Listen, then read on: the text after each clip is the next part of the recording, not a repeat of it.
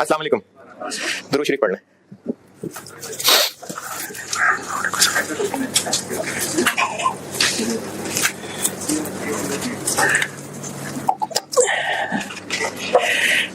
एक होमवर्क दिया था कल और उम्मीद करता हूं कि आप खैरियत से होंगे और सवाल भी किया होगा।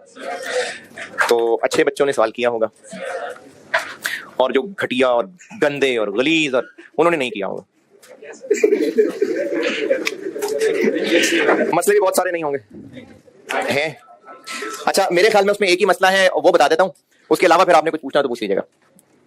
कल जो मैंने बोर्ड पे सवाल किया था उसमें 6th मशीन के टोटल खर्चे थे और उसके अलावा जो एग्जिस्टिंग 5 मशीन्स थी उनका 390 और इसको मल्टीप्लाई किया था 12500 माइनस 900, ये किया था।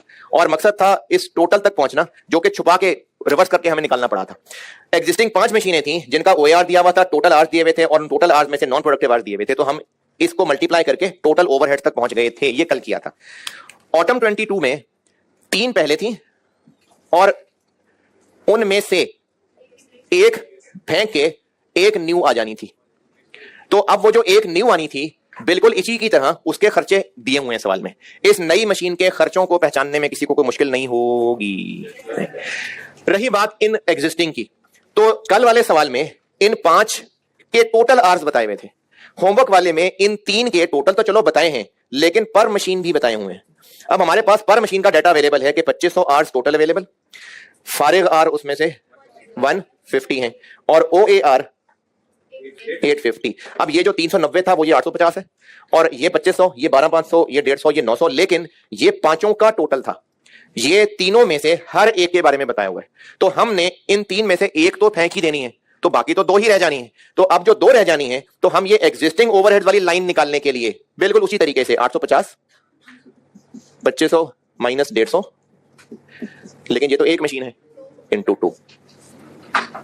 हाँ, पीछे वो ICAP का सॉल्यूशन था, मैंने कॉपी किया हुआ, वो भी बिल्कुल ठीक लगा, मैंने कॉपी कर दिया। बस अगर वो समझ ना आया तो उसमें उन्होंने किया ये हुआ है कि ऊपर पहले 3 से मल्टीप्लाई किया हुआ फिर 1 माइनस किया हुआ, तो वो यही वाला काम किया हुआ। तो ये हमने वो काम किया है जो कल यहाँ 5 मशीनों के टोटल दिए हुए थे। तो अब 5 के अब टोटल नहीं थे, ये पर मशीन थे। तो अब रहनी ही सिर्फ 2 हैं, तो इसलिए हमने इनको 2 से मल्टीप्लाई कर लिया और ये वो एग्जिस्टिंग वाली लाइन आ जाएगी और नए जो है वो तो है ही है। ये 2 वाला पॉइंट था इसमें। और आपने मजीद 3 का जिक्र ही नहीं है। आप ब्रैकेट में देखें ना, जो आर्स बताए हुए हैं, जो एग्जिस्टिंग मशीन्स का जिक्र है उनमें ब्रैकेट के अंदर लिखा हुआ है ईच मशीन का। तो अब अगर आप वहां से हिसाब किताब करके देखें,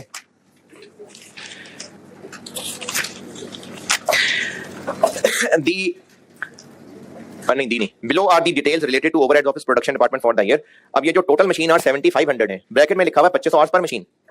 तो 3 मशीन है, तो 3 है और उनमें से एक रिप्लेस करके नई ले आएंगे, तो 3 की जगह 2 रह जाएंगी और एक नई आ जाएगी। अच्छा, ये इसमें एक पॉइंट था बताने वाला, जिन्होंने किया है ये वाली बात समझ आई? और इसके अलावा कुछ पूछना है तो पूछे। क्या जी? हाँ, direct labour 30,000 per month, 30,000 per month manager, तो डायरेक्ट लेबर है ये। डायरेक्ट लेबर क्यों है?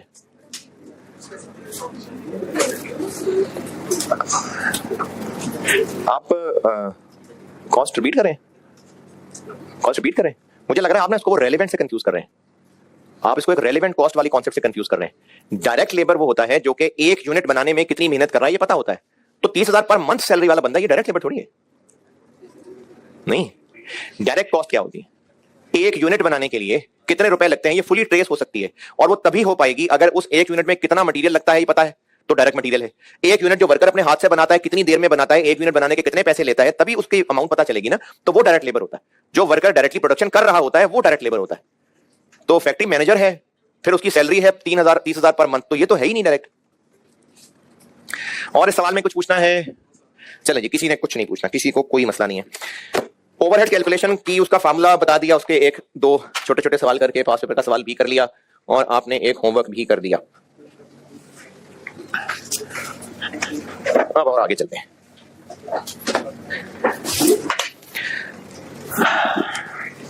अच्छा, सवाल ऐसा हो सकता है जो कि आप एक्चुअली 2 पास पेपर का सवाल कर लिए जिसमें एक डिपार्टमेंट था और बस उसी डिपार्टमेंट का ही डाटा दिया हुआ था और उसी डिपार्टमेंट का ही ओआर निकालना था। लेकिन ज्यादातर ये हुआ करेगा कि आपको एक से ज्यादा डिपार्टमेंट्स दिए होंगे, तब क्या करेंगे अब ये सिखाने लगा। यानी हम OAR में ही और आगे बढ़ रहे हैं कि OAR calculation if multiple departments are given. OAR में ही आगे बढ़े। अभी इस चैप्टर के मैंने OAR को पढ़ाना शुरू किया था और वहीं ही उसी को आगे लेके चल रहा हूं। OAR का कॉन्सेप्ट बताया, OAR का फार्मूला, एक दो सवाल खुद ही बना के किए और 5 पेपर के सवाल भी 2 कर लिए। बस अब उसी काम में आगे बढ़ रहे हैं कि अगर मल्टीपल डिपार्टमेंट्स हैं तो क्या करना है। इसके लिए एक डिपार्टमेंट का कॉन्सेप्ट देता हूं। एक फैक्ट्री में मुख्तलिफ डिपार्टमेंट्स होते हैं। यानी ऐसा नहीं है कि कोई एक ही मशीन है। हाँ, गन्ने का जूस तो ऐसे मिल जाता है कि एक ही मशीन है, गन्ना एक तरफ से एंटर हो रहा है, जूस बाहर निकल रहा है। लेकिन बहुत बड़े लेवल की जो प्रोडक्शन कंपनीज हैं, और क्या बना लें, चलें जूते बना लेते हैं, तो मशीन के एक सिरे से चमड़ा गया और दूसरे सिरे से पॉलिश हुए बिल्कुल जबरदस्त किस्म के चमचम करते जूते बाहर आ गए। ऐसा नहीं होगा। अब उस जूतों वाली फैक्ट्री के अंदर मुख्तलिफ तरह के काम हो रहे होंगे। हो सकता है कि अच्छा ना मेरी जूतों की फैक्ट्री ना आपकी है, तो बस एम ही हम बना लेते हैं। हो सकता है कि चमड़ा जो आता हो कोई एक केमिकल लगा के उसको पहले सॉफ्ट किया जाता हो, फिर हो सकता है उस चमड़े की कटिंग होती हो, अब उसकी मशीन और होगी, फिर उसकी स्टिचिंग होती है, उसकी मशीन और होगी, फिर उसमें सोल लगता है, उसकी मशीन और होगी। तो ये जो जितने भी काम हो रहे हैं ये डिफरेंट मशीनरीज पे हुए हैं। अच्छा, जब मशीनें अलग हैं तो चलाने वाले लोग भी अलग अलग होंगे। उसके लिए फिर मुख्तलिफ हॉल्स, मुख्तलिफ बड़े बड़े रूम्स बने होते हैं फैक्ट्री के अंदर, उनको कहते हैं डिपार्टमेंट्स, प्रोसेसेस। तो एक फैक्ट्री के अंदर, चलो जूते ही बना लेते हैं, एक फैक्ट्री में जिसमें जूते बनते हैं उसका रॉ मटेरियल हो गया लेदर।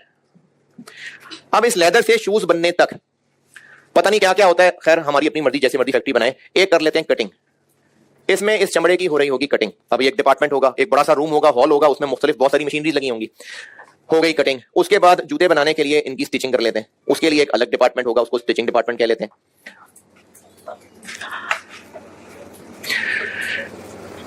फिर जूते बना ले, चलो फिनिशिंग कर लेते हैं, बन गए जूते, पॉलिश वॉलिश हो गई है। हाँ बड़ी जल्दी बन गए। देखें अब ये जो जूते बन गए ये हमारा फाइनल प्रोडक्ट हो गया। तो फैक्ट्री के अंदर ये मुख्तलिफ डिपार्टमेंट्स हैं, लेकिन इन डिपार्टमेंट्स में जो लोग होंगे वो रोटी छोटी भी खाते होंगे। तो उनके लिए हो सकता है हमने ही एक कैंटीन बनाई हो। ये भी एक अलग से बड़ा सा हॉल होगा, यहां भी काम हो रहा होगा, यहां भी वर्कर्स होंगे। फिर ये मशीनें हैं यहां, उनकी सफाई मेंटेनेंस, उसके लिए भी कोई अलग से डिपार्टमेंट हो सकता है। ये भी डिपार्टमेंट है। तो फैक्ट्री में इस मिसाल में मैंने 5 डिपार्टमेंट बना लिए। इस फैक्ट्री के सारे खर्चे डायरेक्ट मटेरियल और डायरेक्ट लेबर छोड़ के FOH हो गए। अच्छा, कुछ खर्चे ऐसे होंगे जो इन डिपार्टमेंट्स के अलग अलग पता चल रहे हैं।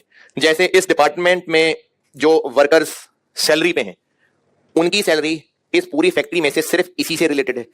यहां के अपने खर्चे हो सकते हैं, यहां के अपने, यहां के अपने, यहां के अपने, लेकिन कुछ कॉमन खर्चे भी हो सकते हैं। जैसे पूरी फैक्ट्री का मीटर हो सकता है एक ही हो, तो बिल पूरी फैक्ट्री का एक होगा। अगर ये बिल्डिंग रेंट पे है तो उस रेंट का ताल्लुक हर डिपार्टमेंट से नहीं, वो तो पूरा कॉमन होगा। फैक्ट्री मैनेजर, वो भी कॉमन पूरी फैक्ट्री का होगा। पूरी एसेट जो फैक्ट्री की बिल्डिंग है उसकी डेप्रिसिएशन, वो भी पूरी फैक्ट्री की होगी। तो एसेट्स खर्चे यानी FOH इन डिपार्टमेंट्स के अलग अलग भी हो सकते हैं, कुछ कॉमन भी हो सकते हैं। OAR में ये सारे ओवरहेड्स करने हैं कवर। तो ज्यादा बेहतर, अच्छा ये बात हाँ हुई है पहले कि फाइनेंशियल अकाउंटिंग होती है बाहर वालों के लिए, फाइनेंशियल स्टेटमेंट्स बनती हैं एक्सटर्नल यूजर्स के लिए, जबकि हम जो कॉस्ट एंड मैनेजमेंट अकाउंटिंग पढ़ रहे हैं ये अंदर वालों के लिए। ये मैनेजमेंट के, उन्होंने बिजनेस को चलाना है, तो मैनेजमेंट के लिए ये ज्यादा बेहतर है जानना कि जूता बनाने के लिए यानी जो प्रोडक्ट कॉस्ट है उसमें 100 रुपए के ओवरहेड्स होते हैं। ये ज्यादा अच्छी इंफॉर्मेशन है, या ये ज्यादा अच्छी इंफॉर्मेशन है कि इस डिपार्टमेंट का इतना, इसका इतना, इसका इतना। हर डिपार्टमेंट का अलग अलग भी पता हो ये ज्यादा बेहतर है, या बस 100 रुपए पता हो तो ये ज्यादा बेहतर। हर डिपार्टमेंट का, क्योंकि है ही उनको इंटरनल रिपोर्ट इंफॉर्मेशन चाहिए कंट्रोल करने के लिए, तो इसलिए उनको हर डिपार्टमेंट का अलग अलग OAR जानना है। उससे पहले डिपार्टमेंट की हम टाइप्स बांटते हैं। रॉ मटेरियल से प्रोडक्ट बनने तक का जो सफर है, वो जो चमड़ा वहां से शुरू हुआ था और ये जूता आ रहा है, तो ये हर कैंटीन से भी घूम फिर के खाता पीता आएगा, यहां से भी 2-4 पेज टाइट करवाता यहां पहुंचेगा। इन डिपार्टमेंट से ये नहीं गुजर रहा है जूता। तो प्रोडक्ट बनने तक का जो सफर है, मटेरियल सिर्फ इन प्रोसेसेस से गुजर रहा है, इन डिपार्टमेंट से गुजर रहा है। तो इन डिपार्टमेंट्स को कहते हैं प्रोडक्शन डिपार्टमेंट्स। और आइंदा हम इनको प्यार से PD कहा करेंगे। PD, तो उससे PD कह दिया करेंगे। और ये जो नीले वाले डिपार्टमेंट्स हैं ये भी बेकार नहीं है, इनकी भी जिंदगी का मकसद है। ये क्या कर रहे हैं, ये उनको सपोर्ट कर रहे हैं, सर्विस दे रहे हैं। तो इन नीले नीले डिपार्टमेंट्स को कहते हैं सर्विस डिपार्टमेंट्स, और इनको हम आइंदा प्यार से SDs कहा करेंगे। तो एक तो ये आप कर लें नोट, तो अच्छी बात है।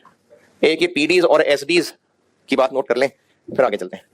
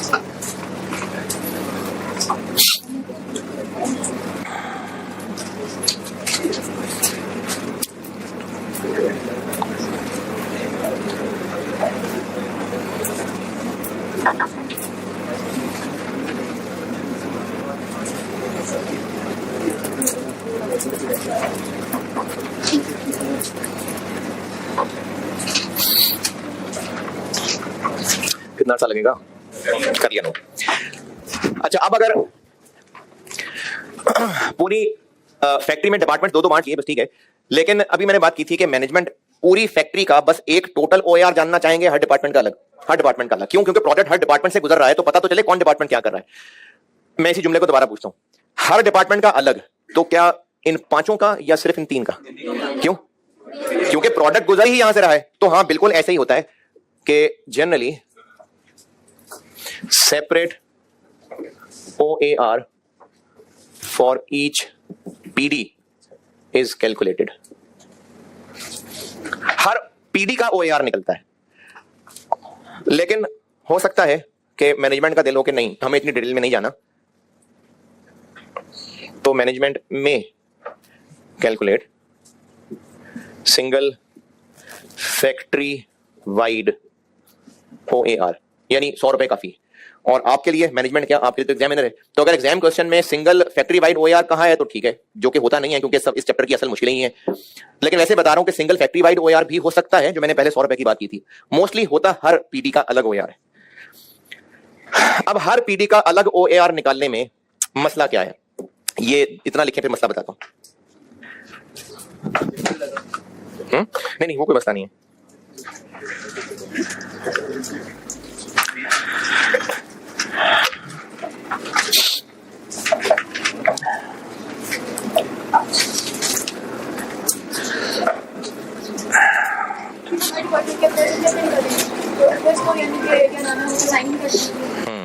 अभी मिलता है थोड़ी देर तक।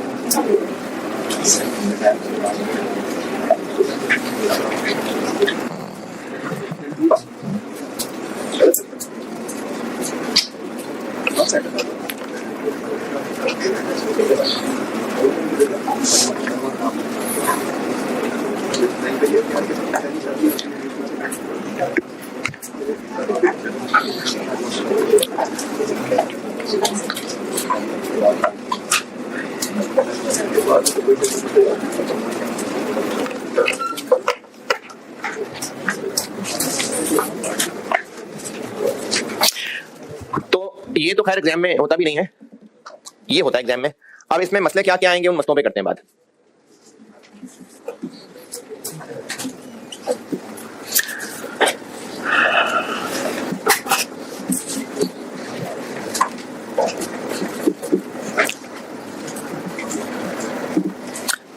डिपार्टमेंट वाइज ओआर कैलकुलेट करने के लिए, अच्छा मैं आपको अंग्रेजी तो लिख देता हूं, यानी इसकी मैं टर्म समझा देता हूं, लेकिन इसको करना कैसे है वो एक टेबुलर सवाल से सिखाऊंगा। अब एक सवाल कराऊंगा तो उसमें एक टेबुलर वर्किंग करनी पड़ेगी, समझ ज्यादा वहां आ जाएगी, लेकिन बिल्कुल ही फारिग ना हो, तो इसलिए मैं आपको कुछ अंग्रेजी लिख के कुछ बेसिक सी मिसाल से समझा के इसको ज्यादा पक्का करता हूं सवाल कराते।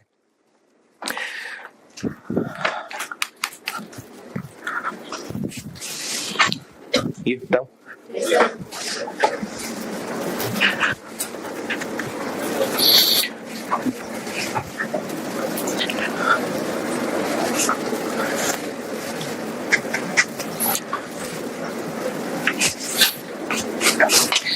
अच्छा मैं ना ये जो हेडिंग दी है यहां जो लिखूंगा वो मैं इधर ही लिखूंगा। ये चीज समझाने के लिए मैं कुछ फिगर्स ले रहा हूं, अगर वो फिगर नोट करनी हो आपने तो वो भी इसके बाद ही करिएगा, ना नोट करनी हो तो कोई मसला नहीं है। मैं यहां जो काम करने लगा यहाँ तो गंज मचा रहा हूं, अगर ना नोट करना हो तो कोई मसला नहीं है, करना भी हुआ तो अंग्रेजी की बात कर लेना। एक फैक्ट्री में PD1 PD2 दो PDs हैं और कुछ SDs हैं, चले कुछ SDs हैं। इस फैक्ट्री के जो टोटल FOH थे वो थे 500, ये इस पूरी फैक्ट्री के हैं। इन 500 में से कुछ कॉमन होंगे और कुछ इनके अलग अलग पता चल सकते होंगे। जैसे हो सकता है कि कुछ खास किस्म का इनडायरेक्ट मटेरियल इसी डिपार्टमेंट में इस्तेमाल होता हो तो वो FOH इसी डिपार्टमेंट का होगा। कुछ खास किस्म के वर्कर्स तनख्वाह पे यहां रखे होंगे, उनकी जो सैलरी है वो इसी का FOH है। कुछ यहां के होंगे, उनकी सैलरी इसी का FOH है। जो यहां का स्टाफ होगा उसकी सैलरी यहीं का FOH है। तो इस 500 में से कुछ तो इनके अपने अपने होंगे, बाकी कॉमन होंगे। अच्छा, इनमें से जो इनके अपने अपने थे वो थे इनके लेट्स से ये थे 120 और ये थे 70 और ये थे 50। कितने हो गए हैं? 240। तो बाकी 260 ये कॉमन थे। जो हमने हर पीडी का, अच्छा सब लोग मैं होश में नहीं होते, दोबारा बता रहा हूं, ये मैंने हेडिंग दी है कि आपको पीडीज एसडीज बता दिए क्या होते हैं, ये बता दिया कि ओआर हर पीडी का अलग अलग निकलेगा, लेकिन इसमें मसले क्या हैं वो मसले समझाने लगा हूं। यहां मैं आपको कुछ स्टेप्स लिख के दूंगा जो बस एमी अंग्रेजी लिख के दे रहा हूं, करने में क्या है वो एक सवाल करते हुए समझाऊंगा, लेकिन अंग्रेजी लिख रहा हूं वो भी तो समझाऊंगा कि कर क्या रहा हूं। तो ये चीज समझाने के लिए मैंने ये एक मिसाल ली है। एक फैक्ट्री में दो पीडीज कुछ एसडीज और इस फैक्ट्री के टोटल FOH 500, इनमें से कुछ तो पता है इनके अलग अलग, बाकी कॉमन है। जो हमने हर पीडी का OAR निकालना है, दो पीडी हैं, दो OAR निकलेंगे। और वो OAR क्यों निकाले जाते हैं? OAR क्यों निकालते हैं? ताकि प्रोडक्ट कॉस्ट निकल सके। तो उस प्रोडक्ट की कॉस्ट के लिए जो OAR निकालने हैं उसमें सारे ओवरहेड्स कवर्ड होने चाहिए या बस 120 और 70 काफी हैं? सारे होने चाहिए। अभी इस वक्त यहां सिर्फ 120 और 70 हैं, बाकी का देखते हैं क्या करें। इनका अभी हम इनमें कुछ हिस्सा नहीं ढूंढ पाए, क्यों? क्योंकि ये तो कॉमन है। कोई ना कोई जुगाड़, कोई ना कोई रेशो लगा के इनको भी जबरदस्ती इनमें बांट देंगे किसी ना किसी रेशो में। चलो मैं कहता हूं कि इसको बांट दिया और इसमें बांटा 80 और इसमें बांटा 130। कितना हो गया? क्या रह गया? अच्छा ज्यादा हो गया। कितना? 40 रह गया। चलो वो 40 हम बांट देते हैं इधर। अभी इस वक्त क्या किया कि इस कॉमन को भी मैंने उनमें किसी रेशो में बांट दिया। अच्छा आप एक काम करें, ये और ये ऐड करें, कितने बनेंगे? 500 बनेंगे। क्यों? 500 कोई टुकड़े हैं। अच्छा अभी क्या हुआ, ये 500 इन तीन डिपार्टमेंट्स में बंट के अलग अलग हो गए। शादी पे जाना है और मुख्तलिफ फैमिलीज में घर हैं, गाड़ियां सबके पास नहीं है। गाड़ियां हैं इन दोनों के पास, इनके पास कोई गाड़ी नहीं है, लेकिन बेचारों ने जानी है साथ, तो ये भी इन्हीं की गाड़ियों में एडजस्ट करेंगे। अब इनको इनकी गाड़ियों में कैसे एडजस्ट करना है उसके लिए साइंस लगानी है कि पुप्पो को खाला के साथ नहीं बिठाना और इसी तरह से और भी चीजों का ख्याल, यानी कुछ ना कुछ अक्लमंदी करके इनको भी इन्हीं में एडजस्ट करना है, क्योंकि गाड़ियां सिर्फ इनके पास हैं। OAR किसका निकलना है? सिर्फ पीडीज का, और उस OAR में सारी सवारियां पूरी होनी चाहिए, तो इनकी सवारियों को भी इनमें एडजस्ट करना पड़ेगा। तो फिर इस 90 को इनमें बांट देते हैं किसी ना किसी रेशो में। चलो मैं बांट लेता हूं 65 और 25। अब ये प्लस करेंगे तो क्या बनेगा? 500। पहले ये इधर उधर उधर से उधर से उधर, ये देखें बात समझिए मैंने किया क्या है। टोटल खर्चा 500, उसमें से कुछ तो ये काले काले इनके अपने पहले ही पता थे, फिर जो कॉमन थे उनको ये लाल लाल किसी रेशो में बांट दिया। फिर जब सब में बांट दिया तो फिर दोबारा से बांटने के लिए वो जो एसडीज की सवारियां थी उनको भी फिर पीडीज की गाड़ियों में बिठाया। अब ये पीडीज की गाड़ियों में बिठा देने के बाद इसमें जितना आ चुका और इसमें जितना आ चुका, अब 500 पूरा हो गया है ना। नहीं हो गया। जब OAR निकालना होगा तो एक काम होगा, उसको कहते हैं एलोकेशन। और एलोकेशन ये होती है कि वो ओवरहेड्स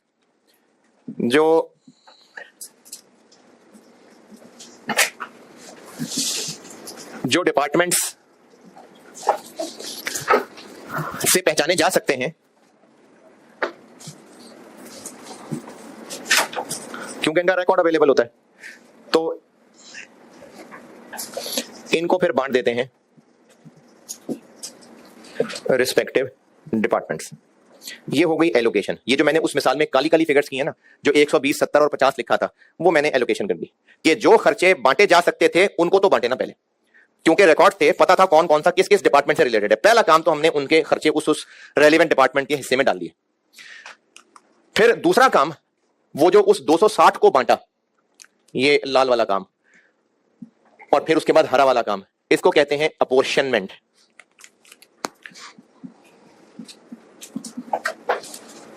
अपोर्शनमेंट। और अपोर्शनमेंट होती है दो तरह की। एक, ये जो लाल वाला काम किया, इसको कहते हैं प्राइमरी अपोर्शनमेंट। क्या किया इसमें? जो कॉमन खर्चे थे उनको पीडीज और एसडी सब में बांट दिया।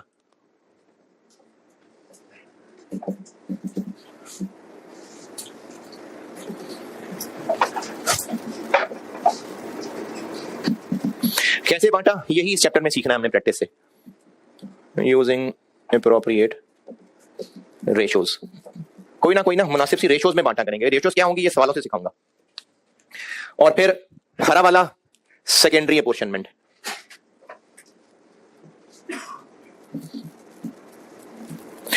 और सेकेंडरी अपोर्शनमेंट में क्या किया कि जब सब बंट के पीडीज एसडीज में आ गए, तो सेकेंडरी अपोर्शनमेंट में क्या किया, ये हरा वाला काम किया, एसडीज वालों को भी फिर पीडीज में बांट दिया।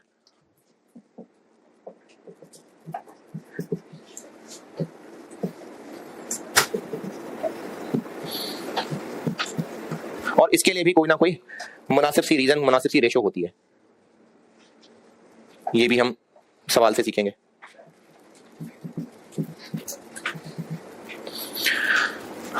और जो हर पीडी का ओएआर निकालने में मसला था, वो मसला खत्म हो गया। मसला क्या था कि सारे ओवरहेड्स पीडीज के तो नहीं थे, तो हमने पहले सारे ओवरहेड्स को सब डिपार्टमेंट्स में बांटा, फिर एसडीज के रास्ते से दोबारा लाके पीडीज में बांट दिया। तो अब हुआ ये कि सारे के सारे ओवरहेड्स पीडीज में सिमट आए, तो बस मसला हल हो गया। और तीसरा काम, अब ओएआर कैलकुलेट हो जाएगा।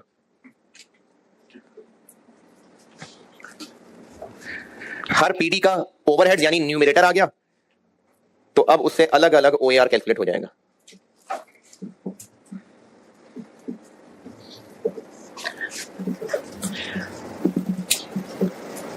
हो सकता है किसी पीडी में मशीनर यूज करना है, उसमें मशीनर यूज कर लेंगे, किसी में लेबर यूज करना है, उसमें लेबर कर लेंगे। हर पीडी की अलग अलग कोई भी रिस्पेक्टिव बेस हो सकती है। तो ये होता है पीडीज का अलग अलग ओएआर कैलकुलेट करने का सही तरीका। अब इसमें जो जो लिखना है लिख लें, फिर प्रैक्टिस करते हैं।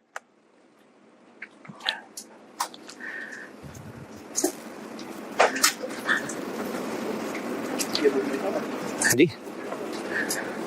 थोड़ा थोड़ा करके लिखा होगा, मतलब ब्रीफ तो मैंने लिखा ही हुआ है किताब के अंदर। नहीं दिल करना है नोट करने में? अच्छा,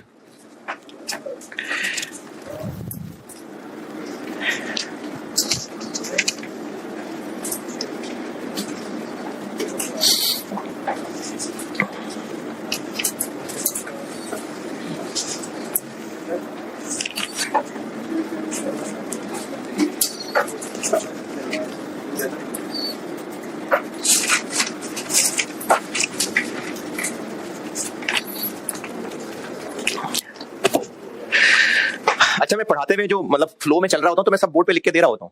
बेशक मैंने किताब में भी थोड़ा थोड़ा लिखा हो। किताब के पेजेस में मैं आपको तब लेके जाऊंगा जब कोई खास एंट्रीज या कोई खास नोट्स पढ़ाने हो। अदरवाइज फ्लो में चलता हो तो सब मैं आपको बोर्ड पे बता रहा हूं।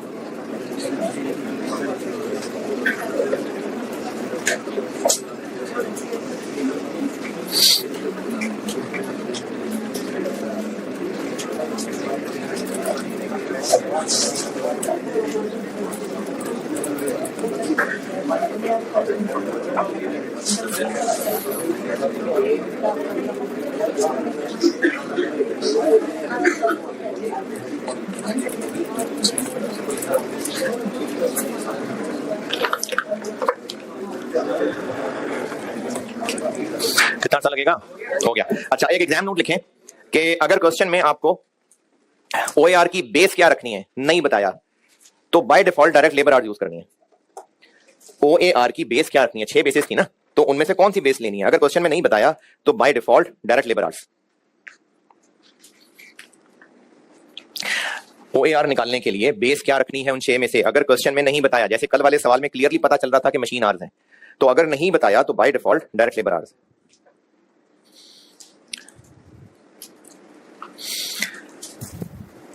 और अगर कोई डिपार्टमेंट है जिसका नाम ही मशीनिंग डिपार्टमेंट, तो नाम मशीनिंग डिपार्टमेंट, उसमें मशीन आर्ट्स कर लेना, वरना बाकी जो है वो डायरेक्ट लेबर आर्ट्स।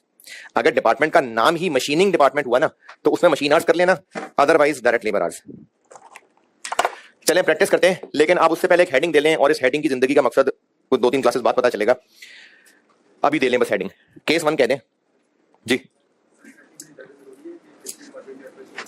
क्या जानना जरूरी है? हाँ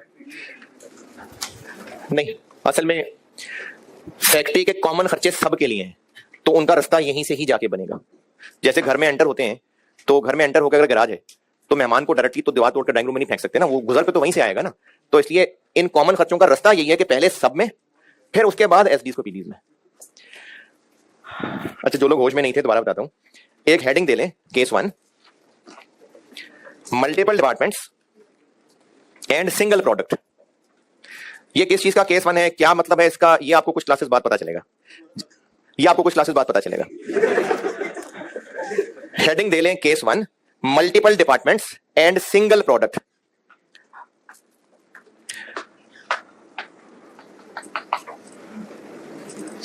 चलें जी, इसके लिए एक सवाल करते हैं, और आप सवाल पढ़ लीजिए, page number 34, question 7, page 34 question 7। और ये है जी, जो लोग नई किताब खरीदना चाहते, स्प्रिंग 2014 अटेम्प्ट का क्वेश्चन 2 था उसमें, अल्फा लिमिटेड के नाम से। Page 34 question number 7, alpha limited, और पास्ट पेपर की अटेम्प्ट है ये, स्प्रिंग 2014 क्वेश्चन 2, अल्फा लिमिटेड। पढ़ लीजिए, मैं करता हूं।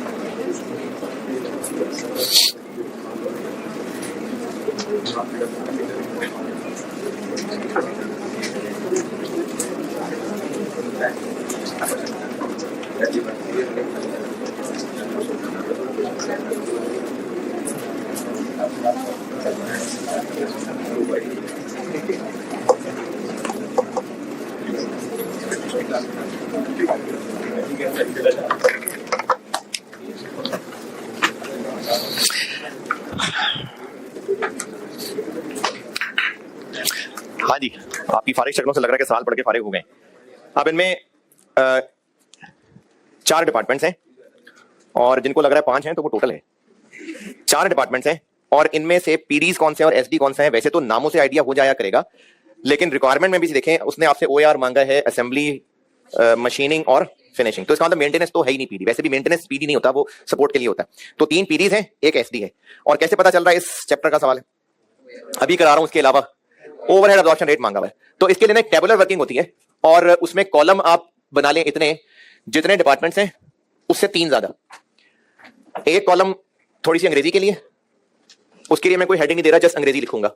एक कॉलम बेसिस, एक कॉलम टोटल और उसके बाद जितने डिपार्टमेंट्स हैं, मशीनिंग, असेंबली और फिनिशिंग और मेंटेनेंस, रुपीज थाउजेंड्स। एक कॉलम मैंने थोड़ा सा अंग्रेजी लिखने के लिए रखा है, एक कॉलम, एक मैंने बेसिस लिखा है, एक टोटल लिखा है और जितने डिपार्टमेंट्स हैं उतने कॉलम बनाए जी। मेंटेनेंस क्या नहीं, लेकिन हमने वो एसडी में खर्चे तो लाने हैं ना, कैलकुलेशन में तो लाना है इसको, तो कॉलम तो बनेगा है। एक पेज क्यों? नहीं बस हेडिंग दे दी ना, अब उसी में ये सब, हाँ उसी में हो रहा है। वो जो हेडिंग दिया है बस अब उसके आगे ही हो रहा है काम। केस 1 की जो हेडिंग दी है बस उसी से आगे चल रहे हैं हम। केस 2 बताऊंगा तो पता लगेगा केस 1 क्या था, तो अभी मैंने बस सिर्फ हेडिंग डलवाई है, उसी में बस आगे चलें। तो सबसे पहले एफओएच ढूंढ के लिखते हैं। तो सबसे पहले एफओएच इनडायरेक्ट वेजेस, और इनडायरेक्ट वेजेस अलग अलग खुद ही दी हुई हैं, तो हम एग्जामिनर को बस इतना बता देते हैं कि ये तो तुमने दी हुई हैं गिवन, वो हर कॉलम में लिख देते हैं। मशीनिंग कितनी 46, असेंबली 27, फिनिशिंग 36, मेंटेनेंस 137, टोटल 246। आगे FOH indirect material, indirect material भी दिया हुआ है। क्या जी? हाँ गिवन लिखना जरूरी है या ये बेसिस वाला कॉलम जरूरी है? बेसिस वाला कॉलम तो शदीद जरूरी है, गिवन नहीं लिखना चाह रहे ना कुछ भी ना लिखें इधर। मशीनिंग में कितने 68, 18, 91, 23, 213। उसके बाद पावर, ये टोटल ली हुई है कितनी 465। अच्छा, अब ना सवालों के साथ साथ कुछ इल्म के मोती झड़ा करेंगे, तो वो भी ना कहीं साथ साथ लिख लिया करना, काम आएंगी जिंदगी में बातें। ये जो पावर का वर्ड है ना, ये भी है बिजली ही, लेकिन ये हैवी बिजली होती है जो मशीनरीज के लिए होती है। ये जो पंखे लाइटों वाली बिजली है ना, इसको पावर नहीं कहते, इसको बस वैसी इलेक्ट्रिसिटी कहते हैं। पावर भी बिजली ही है, लेकिन ये हैवी बिजली है जो मशीनों के लिए इस्तेमाल होती है, उसके लिए पावर का वर्ड यूज होता है।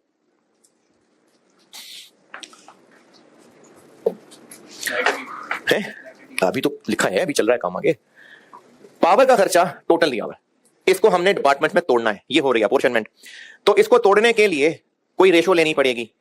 अच्छा, ऐसा कर सकते हैं, मैंने इनफैक्ट किया भी हुआ है कि कुछ मशहूर रेशोज लिख दी, लिस्ट लिख दी कि कौन कौन से खर्चे ज्यादातर किस किस रेशो में बढ़ते हैं, लेकिन वो सिर्फ हिंट्स हैं, मशहूर रेशोज हैं। असल में किस तरह से बटना है ये सवाल का डाटा देके फैसला होगा, तो इसलिए मैं आपको वो लिस्ट याद करवाने की बजाय हर सवाल में कॉन्सेप्चुअली ही सिखाऊंगा। हाँ, बेसिक प्रिंसिपल याद रख लें कि जिस खर्चे को बांटना होगा, सवाल में गिवन इंफॉर्मेशन में से जिसका बेस्ट लिंक इससे जुड़ता होगा उसको यूज करना। जैसे मैंने कल भी मिसाल दी थी कि अगर इस कॉलेज के खर्चे किसी चीज से लिंक करने हो और 2 ऑप्शंस हैं, एक है कि क्लासेस की ड्यूरेशन कितनी है और एक है कि किताब कितनी मोटी है, तो खर्चों को बिजली का खर्चा हो गया, किस ज्यादा बेहतर एक्टिविटी से जोड़ा जा सकता है, ड्यूरेशन से ना। तो इसी तरह से जो कॉमन खर्चे हुआ करेंगे, इनको बांटने के लिए कोई रेशो चाहिए होगी। वो रेशो कौन सी होगी, स्टूडेंट ने खुद ही पिक करनी होगी। तो अवेलेबल इंफॉर्मेशन में से जो बेस्ट लिंक बनता होगा वो लेना होगा। पावर यानी मशीनों की बिजली, तो इस अवेलेबल डाटा में से चाहे वो अदर डाटा में लिखा हो, चाहे इन खर्चों के अंदर मौजूद हो, बस सवाल के अंदर कहीं भी कुछ हो सकता है। कौन सा ऐसा डाटा है, कौन सी ऐसी चीज है जिसका पावर मशीनों की पावर के साथ बेस्ट रिलेशन नजर आ रहा है? Machine hours. क्यों? क्योंकि जितनी ज्यादा देर मशीनें चलेंगी उतनी ज्यादा बिजली इस्तेमाल होगी, या जितनी महंगी मशीनें होंगी उतनी ज्यादा बिजली, जितने ज्यादा एम्प्लॉइज होंगे उतनी ज्यादा बिजली नहीं। तो अवेलेबल में से जो बेस्ट रिलेशन लग रहा है वो मशीन आर्ट्स के साथ है। तो ये बेसिस वाला कॉलम इसलिए लिखा था कि हम एग्जामिनर को बता रहे हैं कि 465 हम मशीन आर्ट्स की रेशो में बांट के, बस आंसर तुम्हें यहां लिख के दिखा रहे हैं। तो 465 को इसकी रेशो में बांट दें और यहां फिगर्स लिख दें। रेशो में बांटना आता है, आता है। 465 को बांटना है मशीन आवर्स, यानी 465 divided by 45,000 multiply by 40 multiply by 2 multiply by 3, तो मशीनिंग में 413, खैर है बस पॉइंट का मूड नहीं है, और 21 है 31। आगे पावर के बाद लाइट एंड हीट। पावर को मशीन आवर्स की रेशो में बांटा है, इस पे कोई एतराज, इख्तलाफ, परेशानी, तकलीफ? जी समझ नहीं आया? ये कैलकुलेट करना समझ नहीं आया, या मशीन आवर्स की रेशो में क्यों बांटा ये समझ नहीं आया? कैलकुलेट करना समझ नहीं आया वाकई। 465 को 40,000, 2,000, 3,000 की रेशो में बांटना है। तो रेशो में कैसे बांटते हैं? इसको इनकी रेशो में बांटना है, जिसकी रेशो में बांटना होता है उसके टोटल से डिवाइड और हर एक से अलग अलग मल्टीप्लाई। 465 डिवाइडेड बाय 45,000 इंटू 40,000 ये आ जाएगा, इंटू 2,000 ये आ जाएगा, इंटू 3,000 ये आ जाएगा। मशीन आवर्स की रेशो लेने पे एतराज? जी नहीं, एग्जामिनर इतनी उम्मीद कर रहा है कि इतना तो बच्चे कर ही लेंगे, बस हमने इतना बता दिया कि इस रेशो में बांटना है। अगला खर्चा light and heat. Light and heat जो है ना वो यही लाइटें ही हैं। अच्छा, अब लाइटों का खर्चा किस डिपार्टमेंट में कितना होगा? चलें इसी की मिसाल देते हैं, ये इसी कॉलेज की मिसाल। किस रूम में ज्यादा बिजली का बिल कनेक्टेड है, कैसे लिंक करें? जिसमें, अच्छा चलें ठहरे, सारे रूम तकरीबन सारा दिन इस्तेमाल हो रहे हैं, चलें जिसमें जगह जो बड़ा रूम है वहां लाइटिंग ज्यादा है या जिसमें बच्चे ज्यादा बैठे? ज्यादा बेहतर, जो रूम ज्यादा बड़ा है, तो इसको कहते हैं फ्लोर एरिया। तो लाइट के खर्चे का ताल्लुक इन अवेलेबल में से ज्यादा बेस्ट बन रहा है फ्लोर एरिया के साथ। अच्छा, ये ना कोई बहुत ज्यादा टेक्निकल मसला नहीं है कि हम तो कैसे कर पाएंगे, ये तो हम पता नहीं चला सकते। ये प्रैक्टिस से ना आसान हो जाएगा। अभी पहला सवाल है इसलिए बच्चे घबरा रहे होते हैं, लेकिन ये बहुत ज्यादा टेक्निकल नहीं है ढूंढना। तो लाइट एंड हीट का ताल्लुक अवेलेबल में से बेस्ट फ्लोर एरिया से है। अच्छा, बाकियों को भी करते हैं। मशीन आवर्स से क्यों नहीं? क्योंकि मशीनों की बिजली है ही नहीं। नंबर ऑफ एम्प्लॉइज भी हो सकता है कि जिस डिपार्टमेंट में जितने ज्यादा वर्कर काम करते होंगे उतनी ज्यादा लाइटें इस्तेमाल होती होंगी, लेकिन क्या पता कोई डिपार्टमेंट हो ही छोटा कमरा, वहां पर बेशक 10 वर्कर काम कर रहे हैं क्योंकि मशीनें छोटी हैं, तो वहां लाइटें 2 होंगी। लेकिन अगर कोई बड़ा डिपार्टमेंट है जहां बड़ी बड़ी मशीनें हैं, बेशक वहां 5 वर्कर हैं, लेकिन इतनी बड़ी जगह है तो लाइटें ज्यादा रखनी पड़ेंगी, तो ज्यादा बेहतर जगह है। फ्लोर एरिया की रेशो में टोटल कितना है? 9.9। चले बाकी ना मैं इसको कल खुद ही पूरा करता हूं। ठीक है, अल्लाह हाफिज।